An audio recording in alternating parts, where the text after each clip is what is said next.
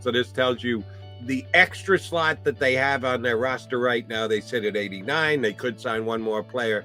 It won't be the former Cowboy running back. Yeah, not necessarily. They have an extra spot, and I think you'll know today by probably 4 o'clock, or when the wire comes through, when the NFL wire comes through, 4 or 5 o'clock, somewhere late afternoon, who they signed. Maybe it'll break a little bit before then.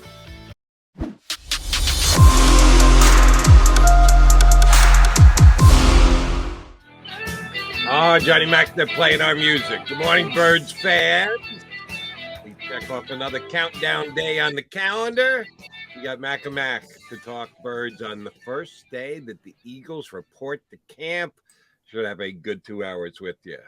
Thanks to my buddy Kyle Rogers, who every morning on the stream says, "Wake up, Jody Mac." I actually needed the help today. Didn't have as much prep time as usual because yours truly didn't wake up exactly when I was supposed to. But you don't really need to know all that much about where the Eagles are at, because they're going to tell us something themselves starting basically tomorrow, when Johnny Mac and his boys, and we got two of his boys on the show with us today, get their first grass time with the Philadelphia Eagles. Yes, today is reporting day, means the Eagles won't be doing anything, but before you know it, yes, we'll start to get a feel for how prepped and ready this team is for the upcoming season, John. Yeah, well, I don't know how quickly we're going to learn that, but we're going to see the team. Today is D-Day, so, happy Christmas, Merry Christmas, whatever you want to call it. Training camp is here. All 32 teams, Jody, will be in training camp by the end of today, and that's because the Philadelphia Eagles are one of the two last teams to come into training camp. So they're it. We're here. 6+ months of football. It's finally here. So that part of it is exciting. But yeah, we can't even get on pads until the 7th or 8th day or whatever it is. So still got some ramp up time, but it'll be good to see the guys out there tomorrow. All right.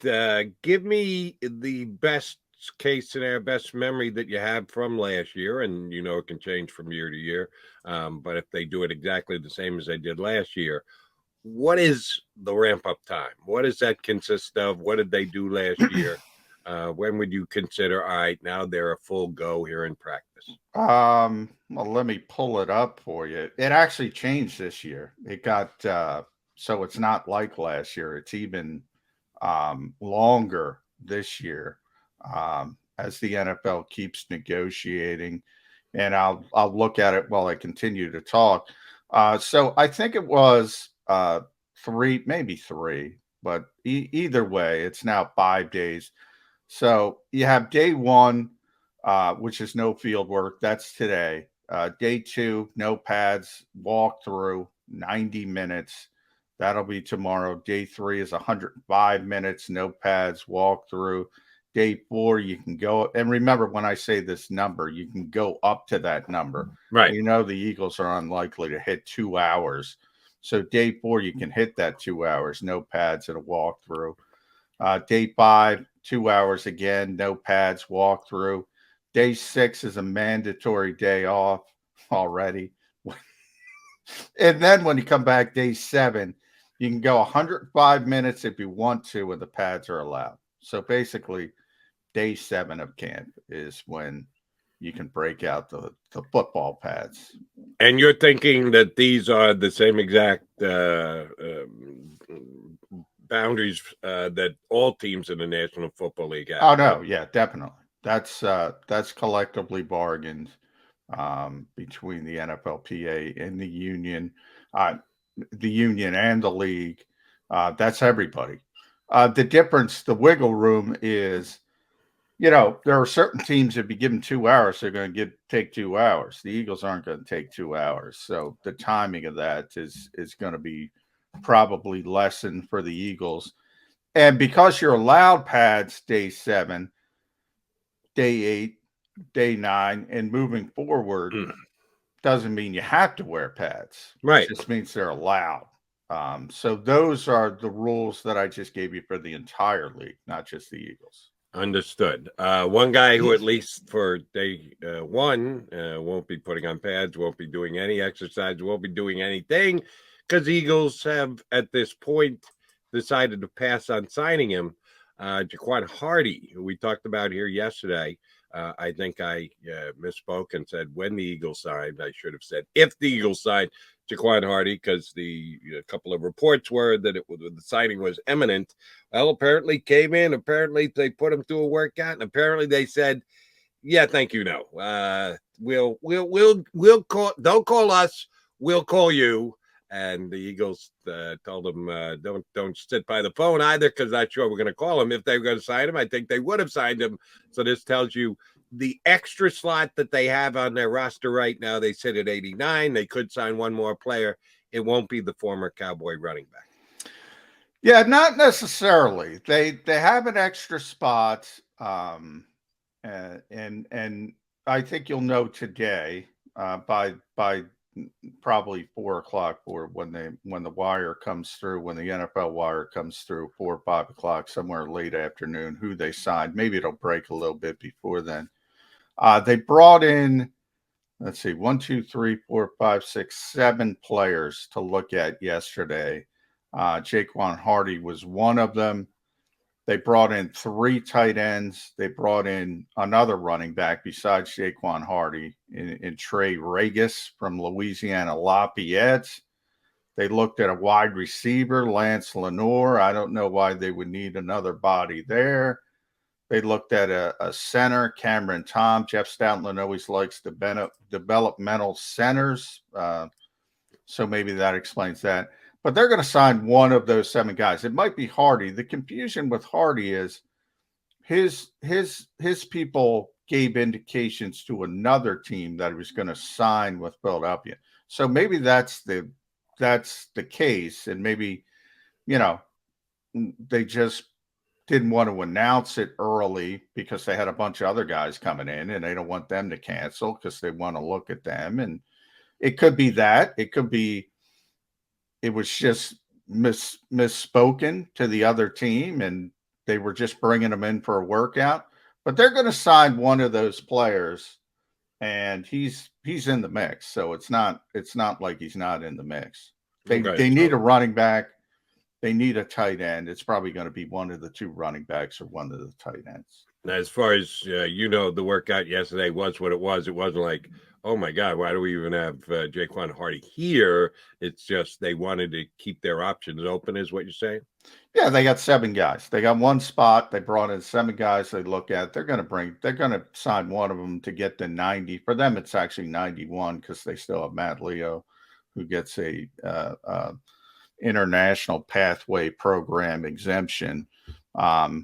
So they looked at all these players, and they'll decide where they want to go. Still no punter. They could have brought in a punter. No punter.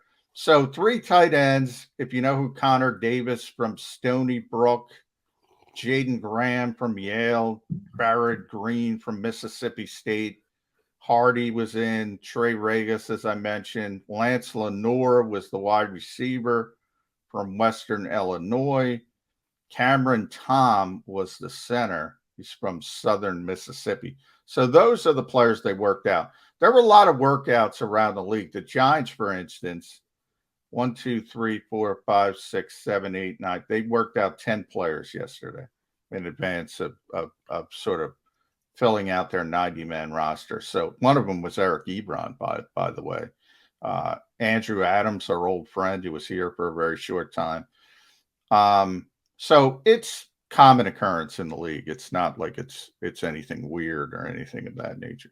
Right. I have know where Stony Brook is. I've been to a party at Stony Brook, but I can't say I know the player in question who they brought. I think it was a different generation than when Connor Davis was at parties at Stony Brook. Yeah, might be a little bit of a different feel than when I was on campus having a good time. All right, so the Eagles pass on him, but we assume that they will sign someone. If you're going to give a guy a shot, and I don't know how much of a shot the 90th guy on the roster actually has, you don't want to drag your feet on this, right? This won't be something that they'll be meeting for days to No, decide it'll who's going to be be their 90th guy. You got to make a call here pretty quickly, either today or tomorrow, right? yeah, you'll know today. You'll definitely know. I shouldn't. You'll definitely know by the time they hit the field at tomorrow morning. You'll definitely know by then. The Eagles tend to drag their feet on everything from that perspective, but you'll definitely know by the time they hit the field tomorrow morning. All right, Johnny Mac, what do you think actually will transpire within the walls of the NovaCare complex today? It again, I always have to stop myself when I think that I'm going to whine about the yesteryear aspect of training camp and guys checking into dorms and pulling up and the video of them taking their things in. They're not doing that anymore. There are no dorms at the NovaCare complex. There's just the facility itself and their workout stuff and the fields, and there is no check-in time for guys to get a nap or anything like that. So what actually is transpiring today? Is there someone sitting out front with a sign-in book? The guys have to put their John Hancock down on the page. What does transpire today, since they're not actually going to have any workouts? Well, yeah, they do have security out front. They do have a clipboard too, but no, the players they have little key cards. But basically, they're reporting today. So the players are staggered as they report. They're given specific times. They got to report. They got to go through their physical.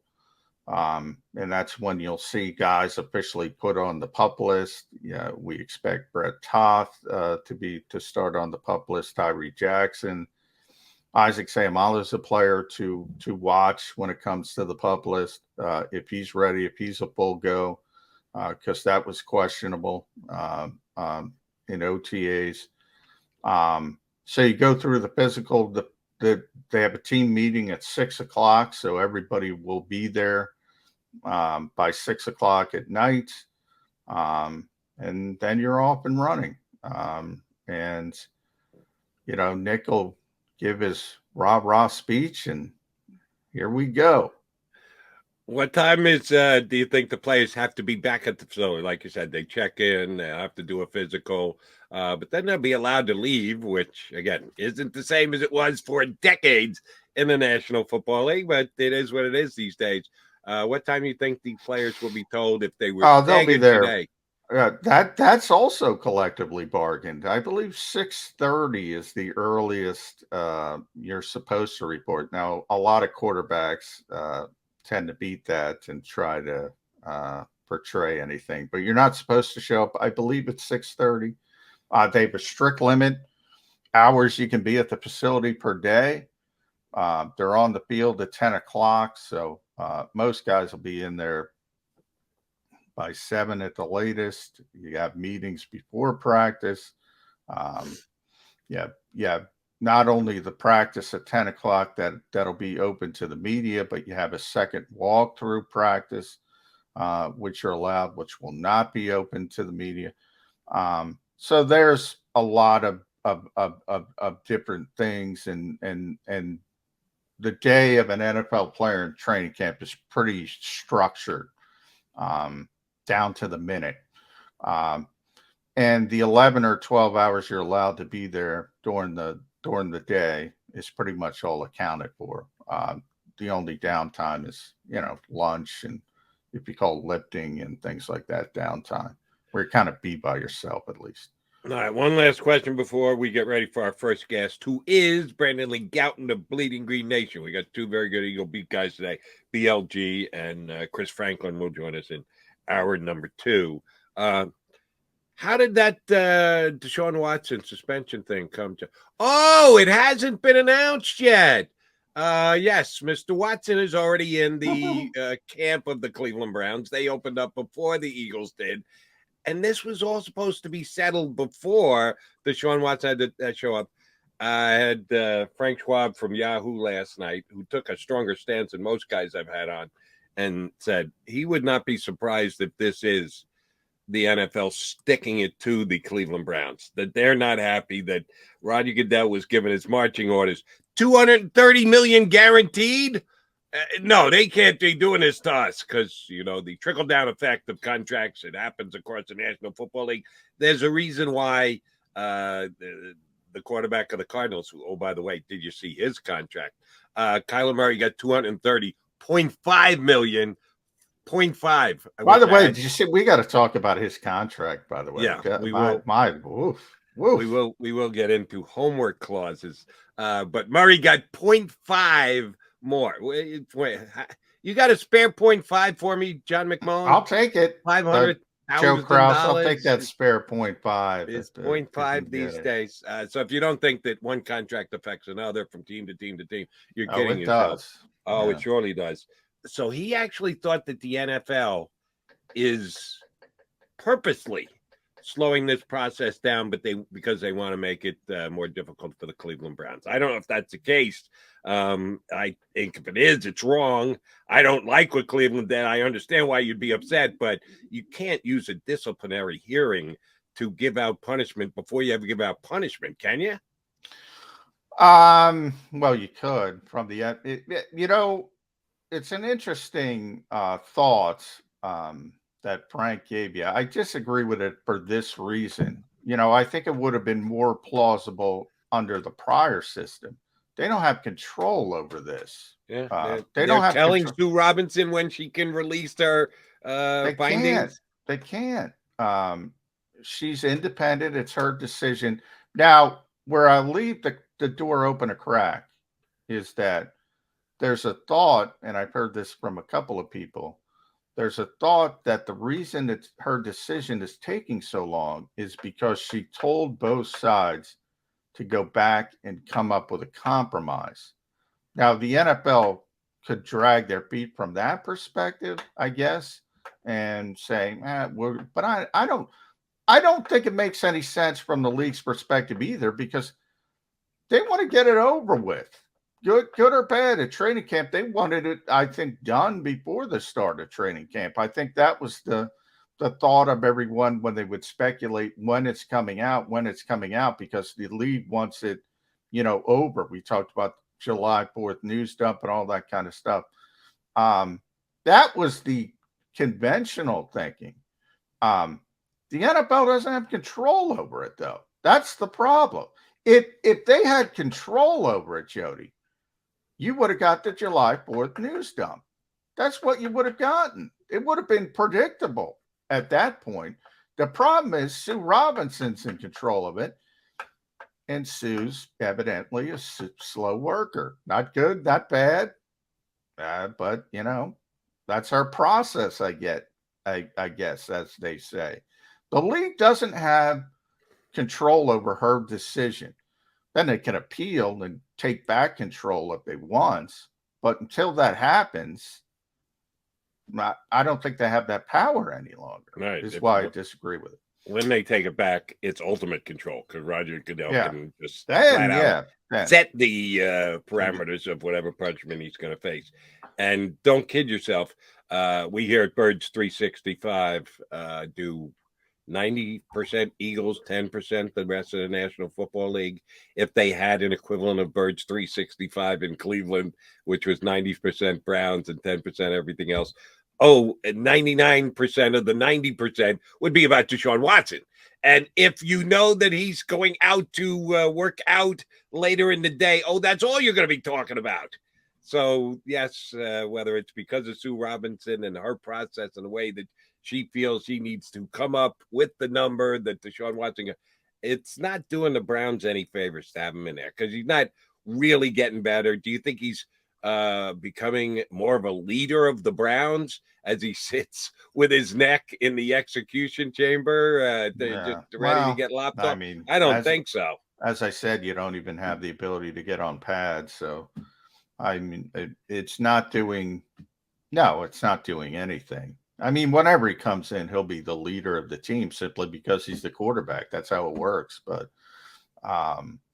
No, I don't think it's helping the Browns right now. I think they would like some clarity. I think the league would like some clarity. I think we would like some clarity. So close circuit to Sue Robinson, make a damn decision. They're not Well, if they're not going to settle, they've had enough time. You know, let's inch it along, Jody McDonald. I'm awaiting, and if they don't have a decision today, I'll probably bring it up at some point tomorrow. We got plenty to bring up with our first guest, Brandon Lee Gouton, the Bleeding Green Nation, going to hop aboard. We're trying to go Eagle specific with the guests this week as well because, yes, camp is opening up, and we're going to lose a bunch of these guys to grass time once the Eagles start allowing guys to get there for practice. So we want to get a guy like Brandon Lee Gouton, who does such an outstanding job of covering the Eagles, here with us on Birds 365. He's next. Stay here.